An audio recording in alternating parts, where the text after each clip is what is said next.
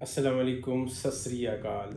آج ہم بات کریں گے سب سے زیادہ کامن سوال سیکسچول، جنہیں لوگ کہتے ہیں کہ ہم جلدی فارغ ہو جاتے ہیں، پری میچور، جلدی ڈسچارج ہو جاتے ہیں، کیونکہ ہم نے اس پہ بہت زیادہ ریسرچ کی ہے۔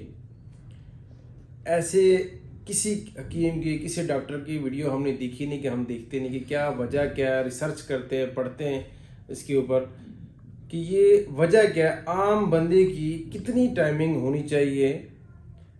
اور یہ جو لوگ کہتے ہیں کہ 2 گھنٹے، گھنٹہ 20 منٹ 30 منٹ، اس کے میں آج اس ویڈیو میں پوری آپ کو سمجھاؤں گا کہ عام بندے کی کتنی ٹائمنگ ہونی چاہیے۔ اور یہ جو لوگ جلدی ڈسچارج ہو جاتے ہیں، جلدی فارغ ہو جاتے ہیں، اس کا کیا وجوہات ہے اور کیسے آپ گھر بیٹھے اس کا علاج کر سکتے ہو خوراک کے ساتھ، اور آپ اس کو ٹائمنگ کیسے بڑھا سکتے ہو۔ عام بندے کی ٹائمنگ ہے ریسرچ کے ساتھ، طب کے مطابق 8 سے 10، 8 منٹ یا 7 منٹ 6 منٹ، یہ کافی ٹائم ہے، بہترین ٹائم ہے۔ کوئی ایسے آپ کہہ نہیں سکتے کہ آپ گولی کھا لو یا کوئی چیز کھا لو 2 گھنٹے لگے رہو، 2.5 گھنٹے، یا کوئی کیمیکل سپرے لگا لو آپ اس کے ساتھ آپ گھنٹہ، اس سے آپ کی گردے خراب ہو جائیں گے۔ اگر آپ نارمل ٹائمنگ کی طرف چلے جاؤ گے تو آپ کی ٹائمنگ 7 منٹ 10 منٹ 5 منٹ، یہ نارمل ٹائمنگ ہے۔ امریکہ وغیرہ میں انہوں نے ریسرچ کی ہے، میں نے ایک ڈاکٹر کی ویڈیو دیکھی ہے اس پہ، تو وہ کہہ رہا ہے کہ ساڑھے یہاں پہ 16 منٹ ہے، یہاں پہ لوگوں کی 16 منٹ ہے، 14 منٹ ہے۔ ایک اور ملک کی میں نے ویڈیو دیکھی سے، اس پہ انہوں نے 4.4 دیے تھے کہ 4 منٹ ہے ساڑھی یہاں پہ ریکارڈ 4 منٹ۔ تو ساڑھی جڑی ایشیا ملک ہے، جتنی ساڑھی عمر ہے 50-60 سال تک آج کل ہو گئی ہے، اس سے زیادہ تو بڑے مشکل لوگ جاتے ہیں 50-60 سال 70 سال، جن کی بہت کی قسمت ہوئے تو 80 سال 90 سال تک چلی جاتی ہے۔ تو ان کی ٹائمنگ جڑی ہے 7 سے 8 منٹ۔ تو ان کو کیسے بڑھا سکتا ہے؟ سب سے پہلے تو آپ اپنی خوراک ٹھیک رکھنی ہے۔ جس طرح موسم آتا ہے جاپانی پھل کھاتے ہیں، آپ نے موسمی پھل لازمی کھانا ہے۔ جس طرح آج کل آیا ہوا ہے سنگاڑے ٹائمنگ کے لیے، پٹھوں کے لیے، سابی کمزوری کے لیے بہترین ٹوٹکا ہے۔ خوراک اپنی ٹائٹ رکھنی ہے، اور اس کے لیے ایک میں ایکسرسائز بھی دس دوں گا۔ جس طرح آپ سیدھا لیٹ جاؤ، جس طرح لیٹ جاؤ گے تو دونوں ٹانگیں اس طرح چکنی ہے، دونوں ٹانگیں چکنی ہے تو ایسے کرنی ہے، دونوں ٹانگیں ایسے۔ یہ آپ نے ڈیلی 10 سے 15 منٹ لازمی کرنی، اسے بھی کیونکہ یہ پخانے اور ٹانگوں اور نفس کے دونوں کے درمیان کی اس کو ورزش ملتی رہے گی، اس کی سرکولیشن چلتی رہے گی۔ جو ٹیسٹس ہے نا ساڑھے، اس کے جو رگے اس کو پرومنٹ ملتی رہے گی، تو اس سے کافی فرق پڑ جائے گا ٹائمنگ کی۔ یہ وجوہات ہے۔ دوسرا خوراک ہے، تیسری ایکسرسائز ہے۔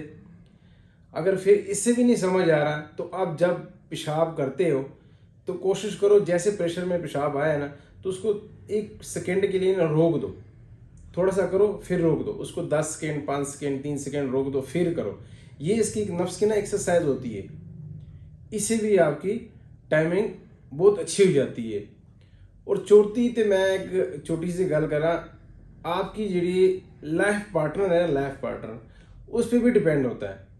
خوش مزاج ہوئے، ہنستے کھیلتے رہے، اس کے ساتھ بھی آپ کی ٹائمنگ بڑھ جاتی ہے۔ جس طرح انسان صحبت کرتا ہے نا، تو اس میں تھوڑا سا آپ وقفہ بھی دے سکتے ہو، 5 منٹ یا 30 سیکنڈ 35 سیکنڈ، جس طرح آپ دخول کرتے ہو اس کے ساتھ ہی تھوڑا سا آپ ایزی ہو جاؤ، اور اس کے بعد پھر کرو، پھر تھوڑا ایزی ہو جاؤ پھر کرو۔ اس سے بھی آپ کی ٹائمنگ کو 10 منٹ 15 منٹ بھی چل سکتی ہے۔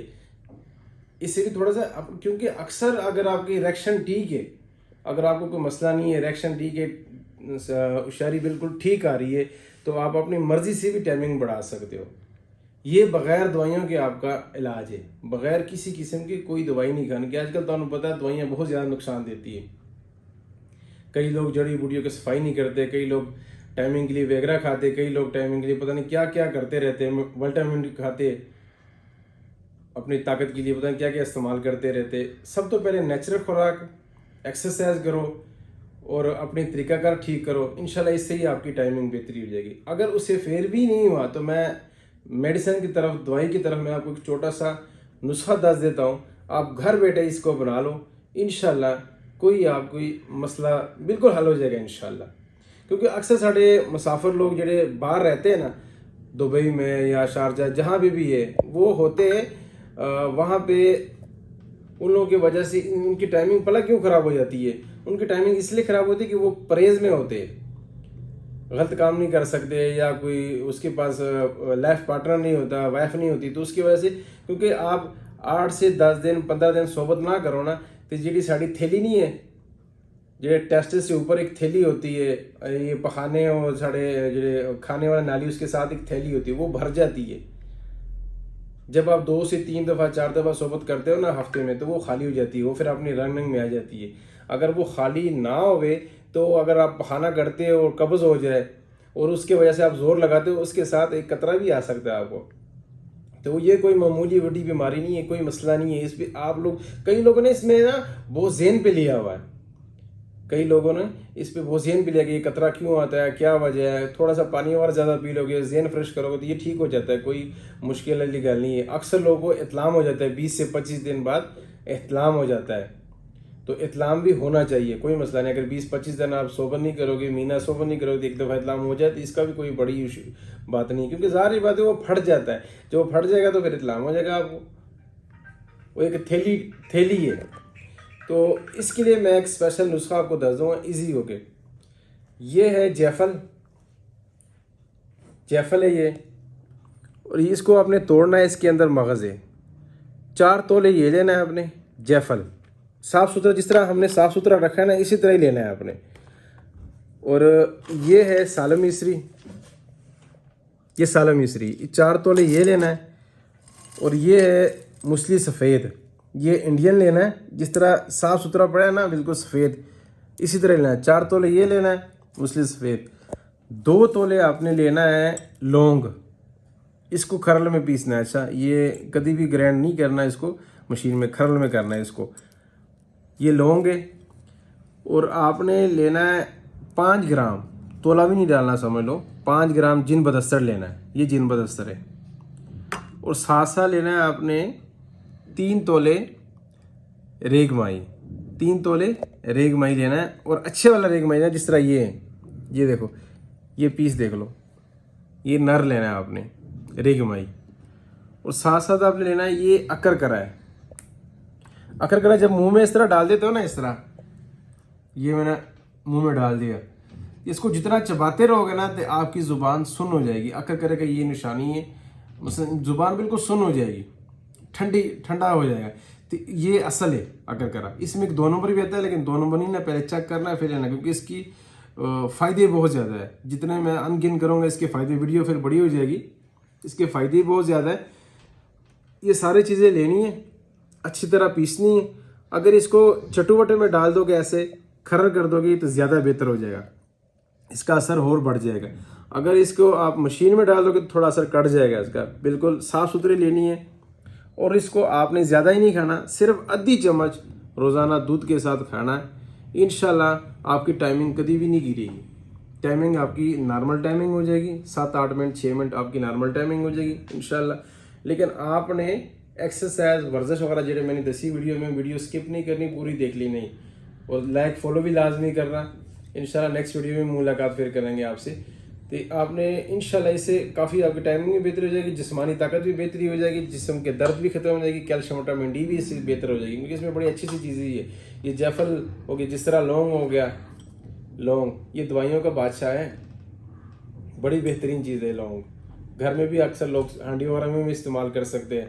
تو یہ ہے ٹائمنگ کا سلوشن. اکثر یہی لوگ سامنے کہتے ہیں کہ صرف ٹائمنگ کے لیے چاہیے, ساری شاعری بالکل ٹھیک آ رہی ہے اور ہر چیز ٹھیک ہے, لیکن ٹائمنگ نہیں بن رہی. کچھ چیزیں خود بنانی پڑتی ہے, ہر چیز دوائیوں کا حل نہیں ہوتا. ہم پہلے دوائیوں پہ بھگتے, وہ دوائیاں تیز دوائیاں کھاتے کہ بس وہ سمجھو ختم ہی ہو جاتے ایسی. پھر کوئی دوائیاں ساڑھے اثر ہی نہیں کرتی. تو سب سے پہلے اپنے آپ کو ٹھیک کرو, پھر دوائیوں کی طرف جاؤ. یہ اینڈ والا نسخہ ہے. پہلے جڑے 2 میں نے ایکسرسائز دسی ہے اور جڑی چیزیں میں نے دسی, پہلے وہ کرو, انشاءاللہ اس سے آپ کی کافی بہتری آ جائے گی. اگر پھر نہ ہو, آپ کو سمجھ نہیں ہے کیونکہ آپ 2-3 سال باہر رہتے ہو, تو پھر یہ نسخہ استعمال کرو, انشاءاللہ آپ کو شفا مل جائے گی. اگر کسی نے دواخانے تے آنا ہے تو خالصہ یونانی دواخانہ لاہور سرچ کر کے آپ ایزی ہو کے دواخانے تے بھی آ سکتے ہو. فون نمبر ہے 034543333172 030343333172. یہ واٹس ایپ نمبر ہے, آپ رابطہ بھی کر سکتے ہو. کسی کو کورس چاہیے تو کورس بھی آپ کو مل جائے گی انشاءاللہ. اللہ حافظ.